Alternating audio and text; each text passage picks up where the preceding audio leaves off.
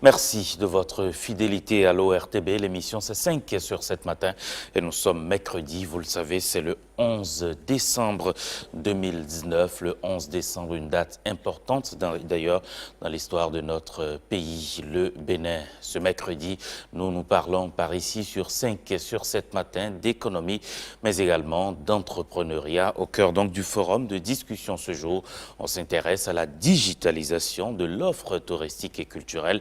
Eh bien, quelles sont les opportunités réellement à saisir, n'est-ce pas, Serge? Bien sûr, le digital a envahi notre quotidien. Aucun secteur ne semble désormais épargné. Du moins, aucun secteur de la vie socio-communautaire ne saurait échapper à cette révolution. Partout, dans le secteur touristique et culturel, on semble encore à l'âge de la pierre taillée. L'offre touristique semble donc le secteur le moins avancé. Comment offrir des expériences inédites et percutantes? Quelle stratégie pour valoriser les territoires, les monuments, les musées? En un mot, le patrimoine culturel matériel et immatériel. Comment, au bout d'un clic? C'est la question que nous vous avons posée. Comment, selon vous, au bout d'un clic, nos villes peuvent-elles faire découvrir leurs trésors, la richesse de leur patrimoine? Et comment les jeunes peuvent-ils capter la manne d'emploi dans ce secteur? Ce sont là quelques questions que nous aurons tout à l'heure à poser à nos invités en plateau avec nous.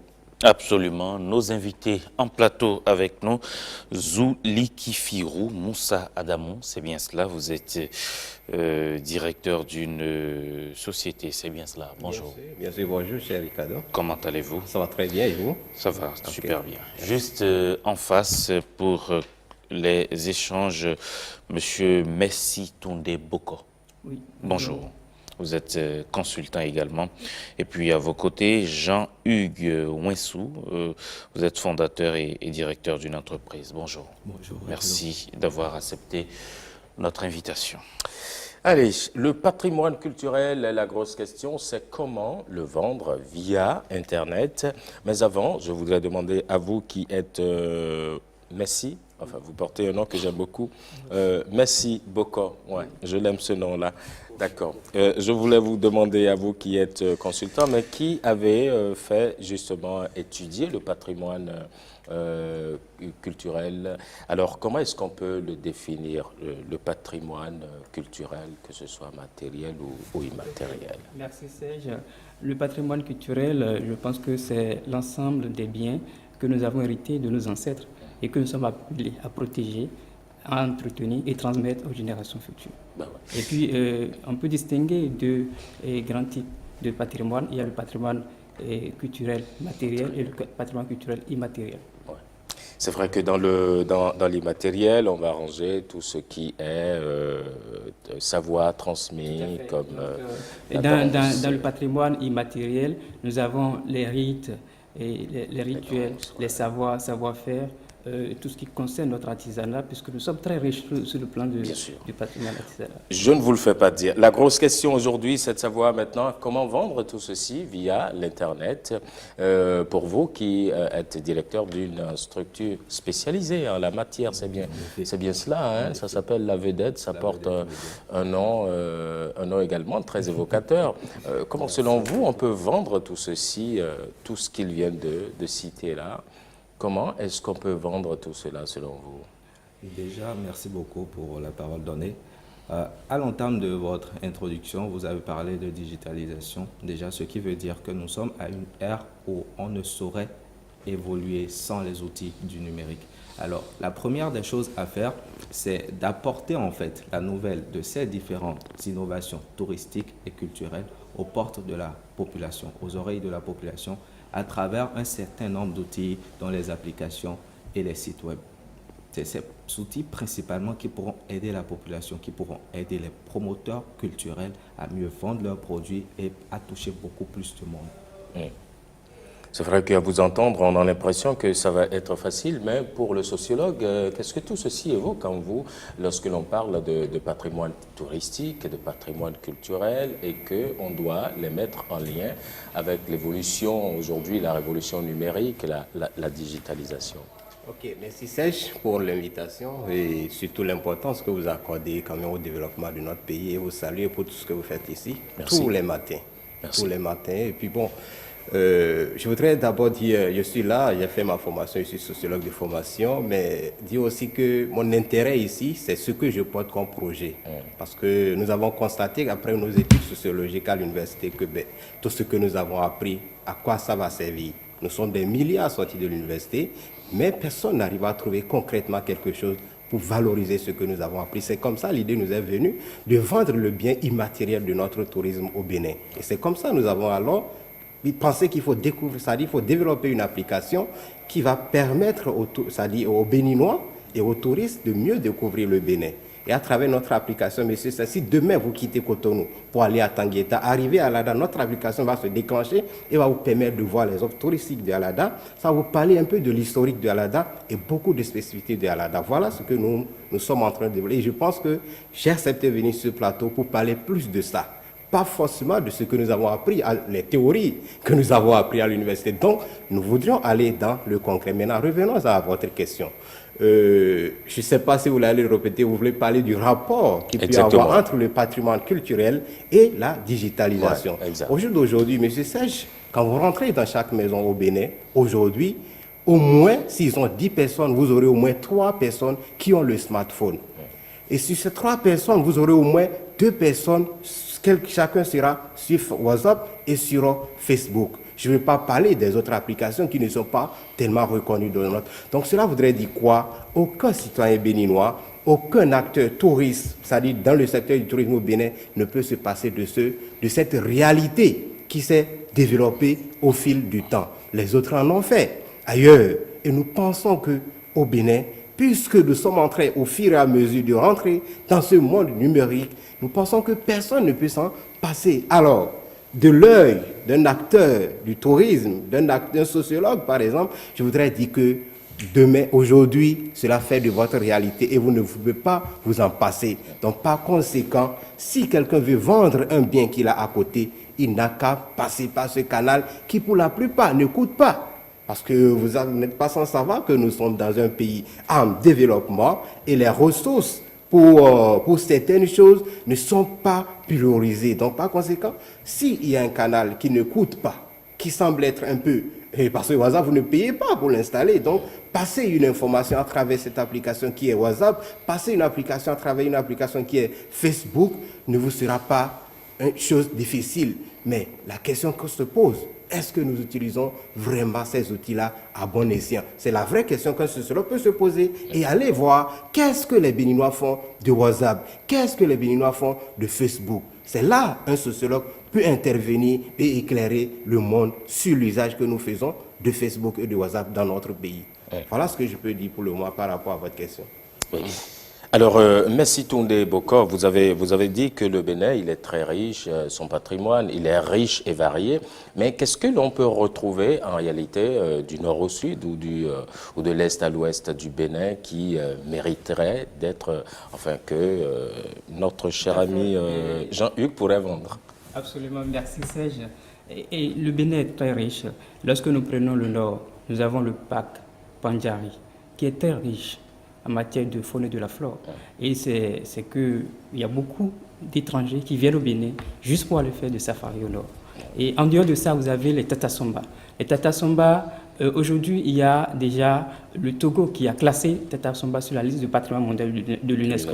Et c'est un label important quand un site est classé. Et ça draine du monde.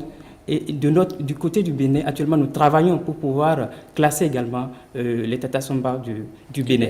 Et donc, c'est dire qu'il y a du potentiel au nord. Et quand nous venons au niveau du centre, nous avons la cité du Dassa. Et vous avez des collines. Les collines, aujourd'hui, nous avons une colline qu'on appelle colline de Ménifi. Vous allez là-bas, vous voyez quoi? Vous voyez un lion couché. Franchement, c'est beau. Et qu'il est important que tout Béninois aille voir. Mais en dehors de ça, vous venez dans la zone d'Abomey, vous avez le site des palais royaux d'Abomey qui raconte une histoire emblématique de la vie des rois d'Abomey. Ça, c'est exceptionnel. Et je vous dis, aux États-Unis, dans beaucoup de pays au monde, il y a des gens qui veulent voir, qui veulent venir visiter. Mais avant de venir, il faudrait leur donner le rêve. Il faudrait qu'il y ait des jeunes et start-upers en matière de numérique qui puissent produire, je dirais, un élément sur ces sites et pouvoir les vendre d'abord. Donc, je parle de l'imaginaire. Donc, il faut produire l'imaginaire d'hier, d'aujourd'hui et de demain sur nos sites. Mais en dehors de ce site, vous avez toujours à côté d'Abomey la ville de Boycon, qui abrite le site, le village souterrain d'Agongontou. Ouais. Et donc, au niveau du village souterrain d'Agongontou, je vous parle de ça brièvement parce que c'est un site important pour moi. Et il y a quelques années, il y avait des travaux de route exécutés par une entreprise hollandaise. Et donc, au cours des travaux de route, il y a un engin qui était tombé dans un trou et ça a poussé leur curiosité à savoir ce qui se trouve dans cet endroit-là. Ils avaient fait venir des archéologues qui ont mené une fouille archéologique et cela a révélé près de 1600 maisons souterraines. 1600 maisons souterraines, ils ont aménagé une maison qu'on appelle Médémian. Et donc, vous allez vous visiter, vous allez constater que nos parents, qu'on avait traités des gens et qui ne sont pas assez entrés dans l'histoire, des gens qui n'ont pas participé au développement de l'humanité parce que quoi, ils proviennent, ça c'est Arthur, hein, c'est pas raison, ils proviennent d'un territoire qui n'a pas produit, qui n'a pas créé. Vous rentrez dans ce trou, vous voyez que vraiment c'est des mathématiciens hors pair aux parents. Ils ont pu construire, je vais dire, tailler des maisons dans un sol ferralitique et le toit qui a été réalisé, c'est de forme conique. Pourquoi ils ont choisi la forme conique? C'est que lorsque une charge va passer sur le toit, c'est que ça ne va pas s'affaisser. Et en dehors de ça, vous avez l'eau potable qui est en même temps drainée à l'intérieur de la maison souterraine. Et lorsque vous êtes dans une maison souterraine, il y a plusieurs pièces. Il y a la pièce qui reçoit, dans un premier temps, qu'on peut appeler salon. Et ces maisons, il y a en dehors de ça, nous avons des greniers qui sont dedans et des chambres. Mais en dehors de ça, je vais dire globalement que ces maisons ont été conçues parce que le royaume d'Abomey menait la guerre contre le royaume d'Oyo, du Nigeria. Et il fallait, puisque à l'époque, pour pouvoir faire la guerre, on n'allait pas, il n'y avait pas des armes à feu, donc il fallait le corps à corps. Donc il fallait imaginer un système permettant de se retrouver en face de son ennemi et de le prendre par surprise et de l'abattre. Et c'est comme ça qu'ils ont réalisé ces maisons souterraines. Et pour y venir, l'entrée est de 2 mètres de diamètre. Et vous rentrez, c'est les ténèbres qui vous emballent automatiquement. Et quand les ténèbres vous emballent, l'ennemi qui est dedans... vous êtes cueilli à froid. Vous êtes cueilli à froid, absolument. Et en dehors de ce site, je reviens à Porte-Novo. À Porte-Novo pour dire que Porte-Novo a été présenté comme une ville qui ne présente pas d'atouts touristiques, ou bien que la ville là n'est pas très riche. Ça, c'est très faux. C'est une erreur. C'est une erreur. Vous venez, il y a un espace qu'on a collaboration avec cet espace parce que moi, je suis promoteur de l'Agence de développement du patrimoine culturel et notamment, nous développons des activités touristiques à l'endroit des étrangers, des nationaux qui sont au pays ou bien des expatriés qui sont en pause et qui souvent sont coincés les week-ends et qui ne savent pas où aller. Donc, nous, on leur propose des visites, des sorties. Mais en dehors de ça, nous nous adressons également aux écoles et pour des excursions. Et donc, le Centre culturel Wadada a initié le projet de rénovation des vaudous rontaux.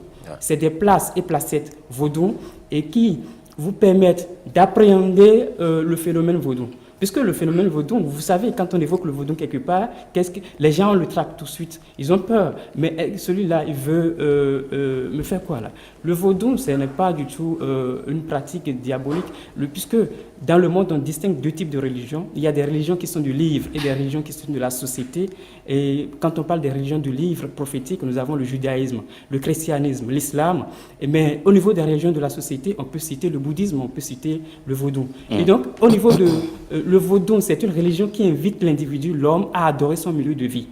Donc, nos ancêtres estiment que Dieu il est très fort, qu'il a placé sa puissance au sein des éléments de la nature. Et donc, pour prier Dieu grandé, on transite par ces éléments de la nature.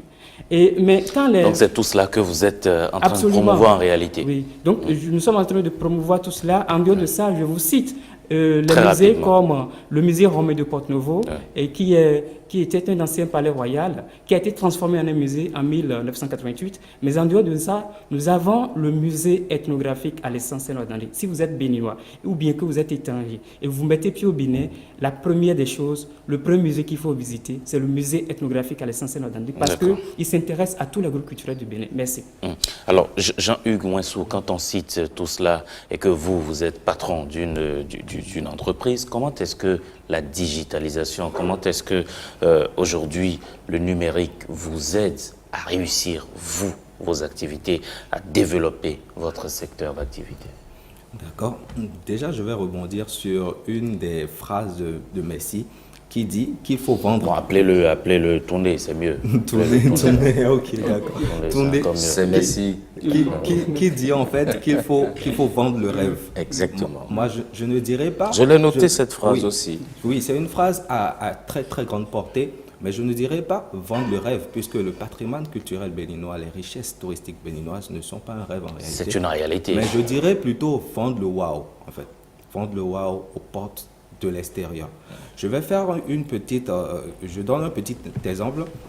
À l'entreprise, nous gérons les canaux web de certains hôtels, par exemple, plusieurs hôtels de la place. Ah bon? Oui, nous gérons les canaux web de plusieurs hôtels de la place, mais il arrive à des touristes, des gens qui viennent d'horizons divers, de la France, de l'Amérique, ainsi de suite, de nous demander, mais qu'est-ce que votre pays nous présente?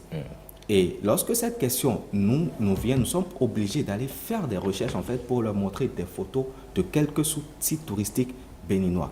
Alors, s'il y avait des applications dans ce sens, des applications vendant en fait l'image du Bénin directement sur le web, nous n'aurons qu'à faire ce qu'on appelle en marketing numérique une redirection, c'est-à-dire du canal sur lequel nous avons eu le touriste ou l'internaute touristique vers directement cette application-là pour qu'il puisse voir de façon concrète ce que le Bénin offre en termes de valeur touristique. Alors, Monsieur Serge disait tout à l'heure que ce que j'ai dit en parlant création d'applications, création de sites web a l'air facile, mais ce n'est pas la création seul le problème. Le problème en amont, déjà, il y a un lot de travail qui se fait, c'est-à-dire des stratégies. Et ce n'est que ces stratégies qui permettent au promoteur touristique de vendre son produit. L'application doit contenir quoi? Que devons-nous vendre du Bénin à l'extérieur? Ce n'est pas des choses qui se font tous azimuts, ce n'est pas des choses qui se font de manière aléatoire. C'est bien pensé. Et après la période, cette étape de stratégie, nous allons passer maintenant à la période de mise à disposition de l'œuvre, de l'application ou bien de l'outil à la population, au tourisme, aux gens de l'extérieur et un peu partout. Et après ça, nous ferons un suivi de cette application pour voir dans quel sens, dans quelle mesure cette application ou cet outil touristique que nous avons créé impacte la population, impacte les populations extérieures et montre en réalité ce que le Bénin a à offrir de mieux et surtout comment les gens interagissent avec cet outil-là. Alors, je voudrais qu'on prenne un exemple concret. Si on a, par exemple, à vendre le musée, le musée Aketou. Le musée de Akabaïdena. Voilà. Qu'est-ce qu'on fait pour vous qui êtes à US Tourisme Tech? Comment on fait pour vendre ce très beau musée? Voilà, ce très beau musée. D'abord, aux Béninois qui résident sur le territoire national, avant même d'aller voir ceux qui sont à l'étranger. Ok, merci beaucoup pour votre question. Je voudrais dire, on a dit tout à l'heure que presque tout le monde utilise comment on appelle, des smartphones. Ouais. Vous voyez, c'est un canal très simple et très facile. D'abord, quand vous prenez ce musée, il n'y a que c'est un bien matériel que vous voyez. Mais derrière ça, on dit souvent un bien matériel qui n'est pas accompagné de son bien immatériel n'a pas sa valeur juste. Donc il va falloir alors aller sur ce site-là, dans ce musée-là, le photographier dans tous ses sens, comme il le faut. D'accord? Et après cette photographie, il faut que vous accompagniez ça de son historique. Comment cela est arrivé? Tout ce qui s'y trouve. Comment cela était? Comment est-ce que nos parents ont utilisé ça? Pourquoi ils l'ont utilisé? Il va falloir vendre tout ça là parce que il ne s'agit pas que je vois un appareil, je vois un bien qui est assis et puis bon, je commence par, pas surplus, c'est-à-dire c'est à moi de faire mes idées autres, mais il va falloir que quand vous sortez un bien matériel, que vous l'accompagnez de son bien immatériel. C'est ce qu'il faut faire. Donc, il va falloir que nous ayons des gens qui sont à mesure d'aller faire des photographies de taille. Parce qu'il faut vendre le professionnalisme, de qualité. Il faut que vous n'allez pas me vendre ce que j'ai déjà. Il faut que vous me vendez ce que je n'ai pas. Mais quand pour vous qui êtes des développeurs, si je puis dire ainsi, quel est le répertoire dont vous disposez déjà, ou bien ça n'existe pas, ou c'est à faire? Le répertoire, dans quel sens? Le répertoire de tout ce qu'on vient de citer, tout ce que... Non, ce n'est pas nous qui le constituons. Nous avons des institutions, nous avons un ministère qui est... Nous avons la direction du tourisme. C'est eux qui construisent ça. Mais nous c'est-à-dire aujourd'hui, par exemple, nous avons plusieurs agences qui font ce travail-là. Mais si vous allez sur le site, tapez le tourisme au Bénin, vous verrez. Vous allez voir plus des hôtels, vous allez voir déjà des centres un peu. Vous n'aurez pas ce que... L'hôtel, je ne quitte pas aux États-Unis pour venir quand même connaître un hôtel au Bénin. Je veux venir connaître ce que je n'ai pas chez moi. Donc il va falloir vendre ce que nous avons, c'est-à-dire de propre, ce que nous avons d'original. Quand vous photographiez tout ça, que vous accompagnez cela de l'historique, vous vendez ça où? Vous postez ça où? Vous publiez ça où en réalité? Tout à l'heure, par exemple, vous avez assez de groupes dans lesquels vous vous trouvez. N'est-ce pas? Mais je m'amuse souvent à lire dans les groupes WhatsApp. Vous ne verrez jamais dans un groupe, on va envoyer quelque chose qui a trait à nos réalités. Vous n'aurez qu'à... C'est des débats politiques, c'est des débats, c'est des blagues. Mais nous avons des choses à vendre.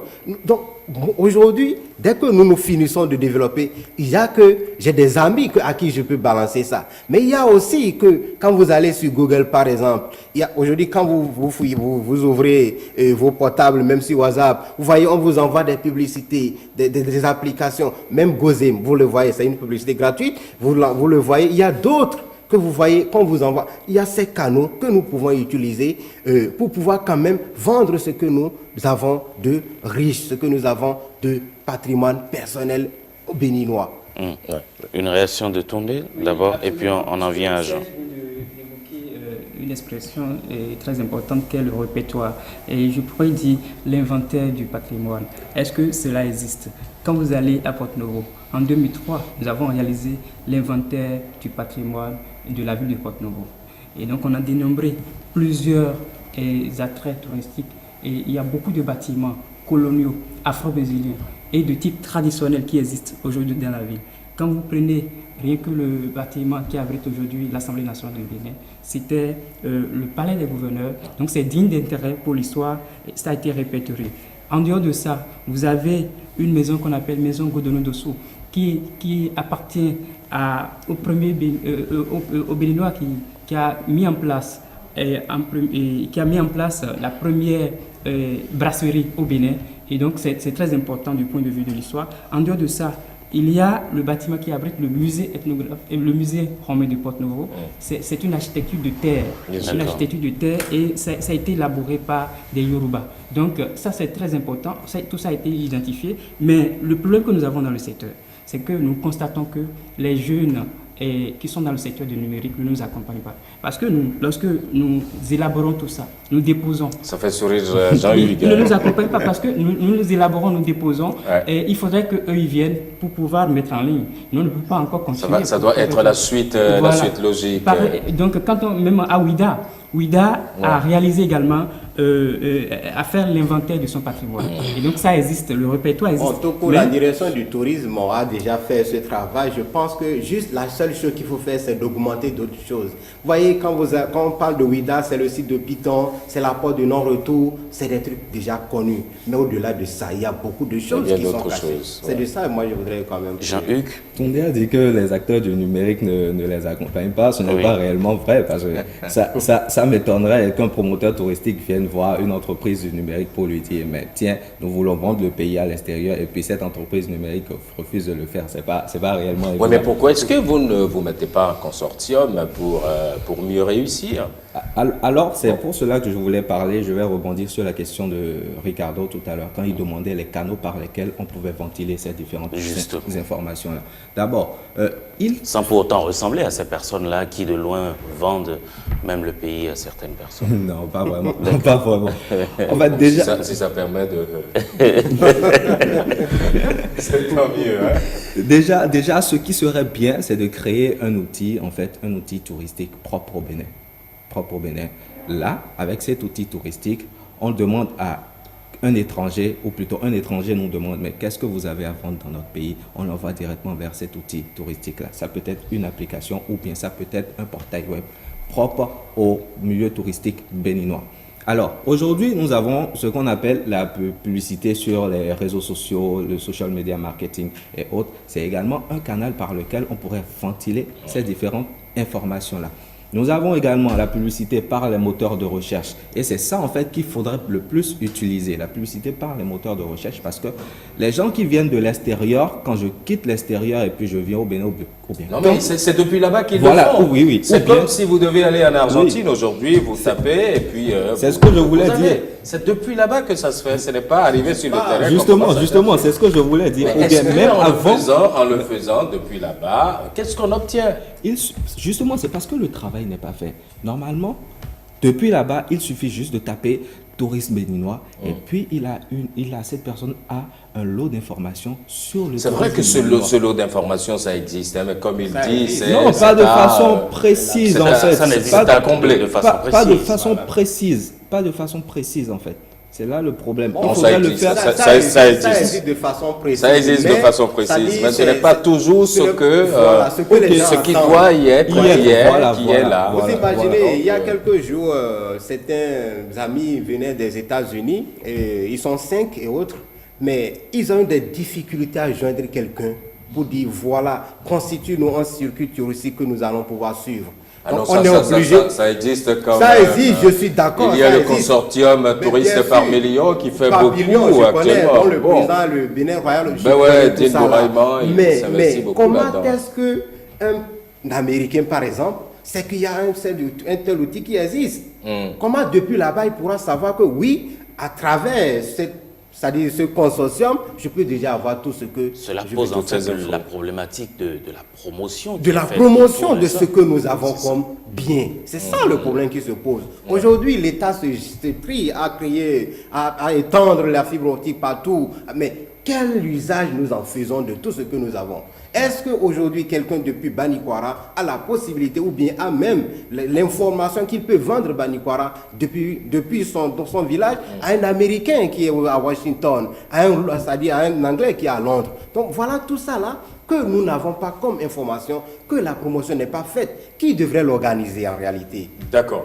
Toundé? Oui, évidemment. Puisque, Toundé, merci. Hein. Absolument. Bon. Donc, tout touriste qui voudrait se déplacer pour visiter une destination, la première des choses, il se pose au moins 4 questions.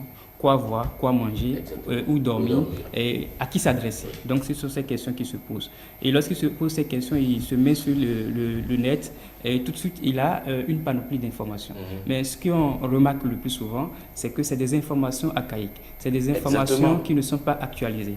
Et donc, c'est-à-dire que nous avons des développeurs qui, dans un premier temps, se donnent de la peine pour faire un travail. Après, il n'y a pas le suivi. Il y a un relâchement.